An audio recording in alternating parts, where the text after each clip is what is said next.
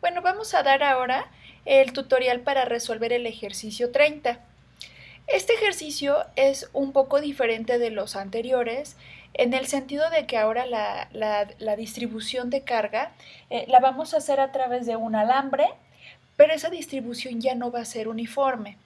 Entonces, ¿a qué se refiere eso? Bueno, que va a haber lugares, por ejemplo, en este caso lo puse con las carguitas de signo positivo y negativo, va a haber lugares, por ejemplo, donde hay mayor concentración de carga que en otros lados. Entonces, eso lo podemos ver con esta función, la función seno por coseno, que, por ejemplo, si el ángulo vale 0, donde este ángulo teta está referido a este eje, ¿no? Si el ángulo vale 0 grados, es decir, estamos en este extremo, pues entonces lambda vale 0. Entonces querría decir que aquí en este extremo no hay carga. Y entonces, a medida que vamos avanzando, la función seno pues también empieza a crecer, ¿no?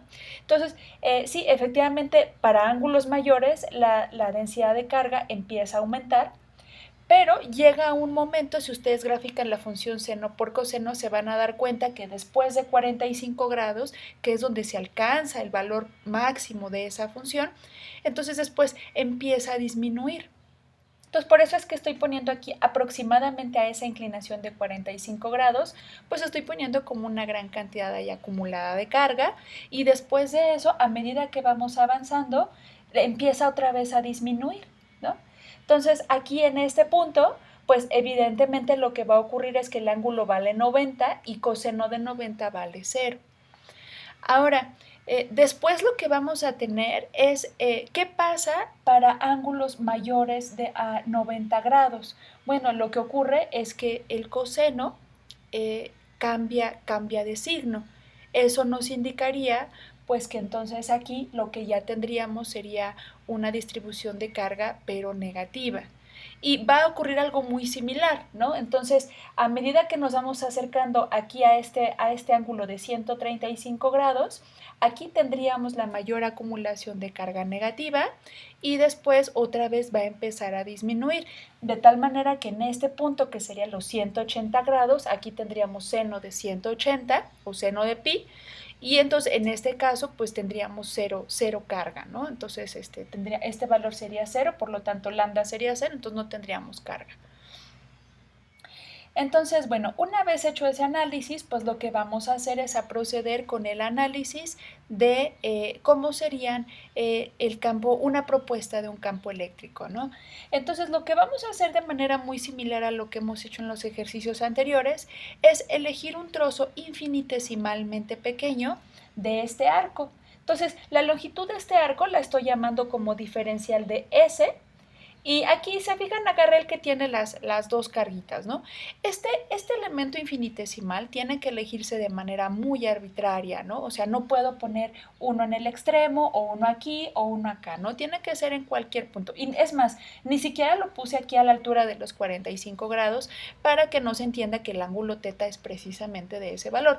Debe de tener una inclinación teta cualquiera y lo único que va a permanecer constante pues es el radio, que es el radio R. Entonces, bueno, pues este pequeño elemento de alambre va a tener una pequeña cantidad infinitesimal de carga que denotamos como dQ. Y bueno, ustedes ya saben que este diferencial de carga lo podemos relacionar con lambda por diferencial de S. Recuerden ustedes que siempre que hablamos de alambres, de longitudes de donde está distribuida una carga, utilizamos la distribución lineal de carga. En este caso utilizamos ds porque estamos hablando de una longitud de arco. Por ejemplo, cuando ya hemos visto ejercicios donde el alambre está en el eje de las X, este se convierte en dx, y cuando el alambre está en el eje de las Y, este se convierte en diferencial de Y. Bueno, entonces, a este punto, de aquí a acá, hablamos acerca de la abertura del ángulo teta. Pero cuando hablo de la anchura, por ejemplo, de este elemento diferencial de arco, pues lo que hacemos es subtender, ¿no? Una determinada abertura, que a esa le llamamos diferencial de teta. Si lo quisiéramos dibujar, eso estaría aquí, ¿no? Por ejemplo, si este fuera el trocito diferencial de S, el pedacito de teta sería esta abertura, ¿no? Que estoy poniendo aquí en rojo. ¿sí? Entonces este sería mi diferencial de teta y no hay que olvidar que para nosotros cuando vaya a utilizar esta expresión diferencial de S igual a R por diferencial de teta, lo que necesitamos es poner los ángulos en una medida de radianes. No puedo poner 180 o 90 grados, no tiene que ser en radianes. O sea, pondría pi medios, etcétera. Bueno, luego viene el asunto de analizar qué va a pasar con los campos eléctricos y en este caso si observamos tenemos cierta simetría porque se trata de un semicírculo. Entonces lo que vamos a ver es precisamente cuál es la contribución de campo, por ejemplo, de este elemento de carga y vamos a ubicar también uno que se encuentre simétricamente opuesto para ver cuál es la contribución, ¿no? Entonces, por ejemplo, lo voy a analizar aquí en el origen y este va a ser, por ejemplo, el elemento 1 y este que es el elemento 2.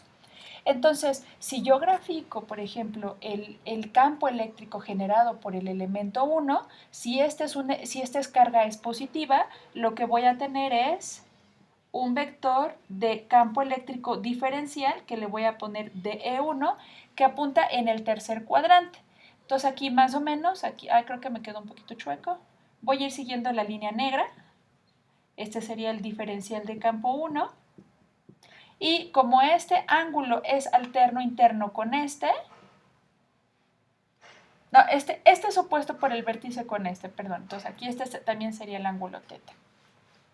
Y ahora vamos a ver qué pasaría con ahora el elemento de carga negativo, ¿no? Entonces, por ejemplo, si voy a tomar este otro pedacito, que sería otro diferencial de S, y quisiera dibujar el campo eléctrico en el punto O, lo que vamos a tener es un vector que se va a acercar ahora al elemento de campo, ¿no?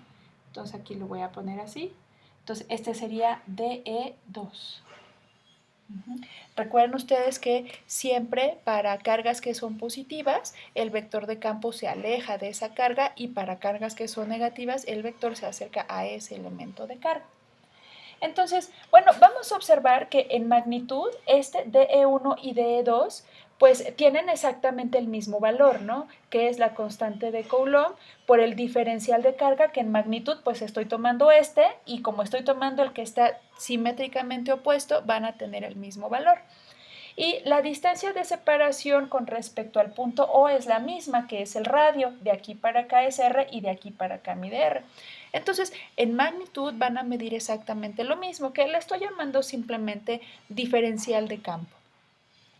Entonces, vamos a echar mano también de la simetría y vamos a observar, ¿no? Por ejemplo, que este de aquí para nosotros sería el ángulo teta y como estas hipotenusas son iguales, al momento de sacar las componentes, este sería la DE2Y, así la voy a poner, y esta que está aquí abajo la voy a poner como DE1Y. Observen ustedes que ambas componentes son de signos contrarios. Entonces, al momento de hacer la suma de campos en el eje de las Y's, lo que va a pasar es que se van a cancelar. Entonces, la contribución de campo en el eje de las Y's, esta sería 0. ¿Sí? Entonces, como no tenemos contribución infinitesimal en Y, pues tampoco tendremos campo total en Y, ¿no? Entonces, aquí tendríamos que EY también valdría 0.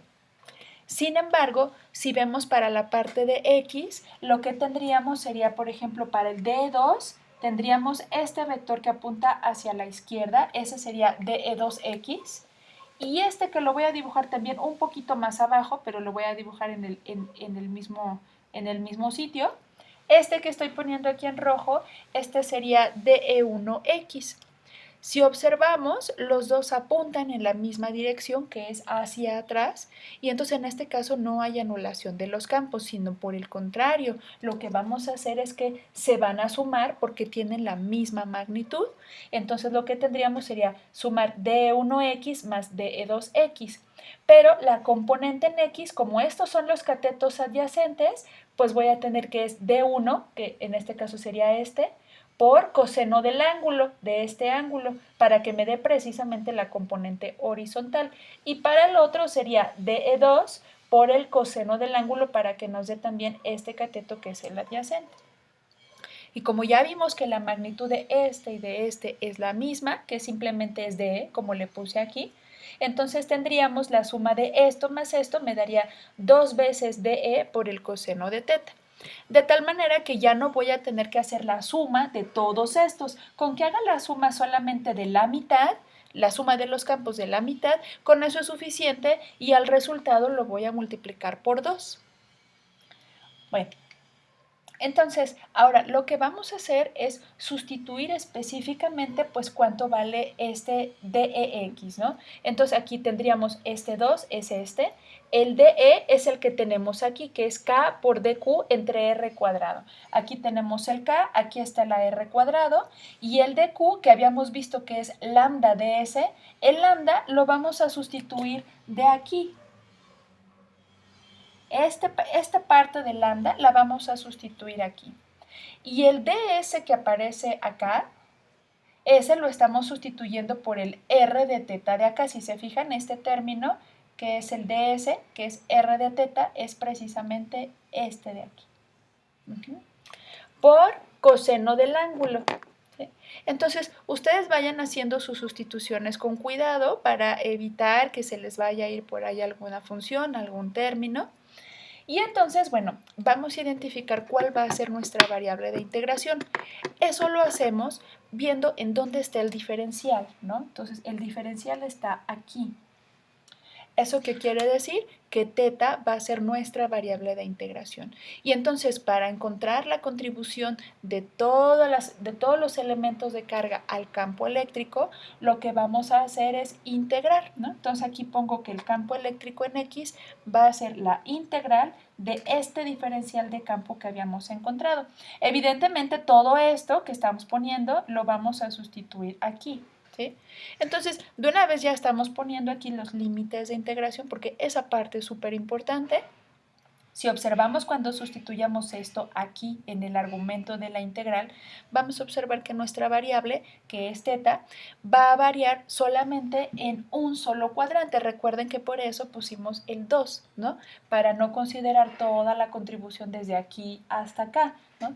Entonces, en este caso, lo que tenemos que hacer es solamente integrar desde 0 hasta pi medios, ¿no? Que solamente es este pedacito el que abarcamos del alambre, ¿no? Entonces, por eso es que aquí aparece la integral de 0 a pi medios.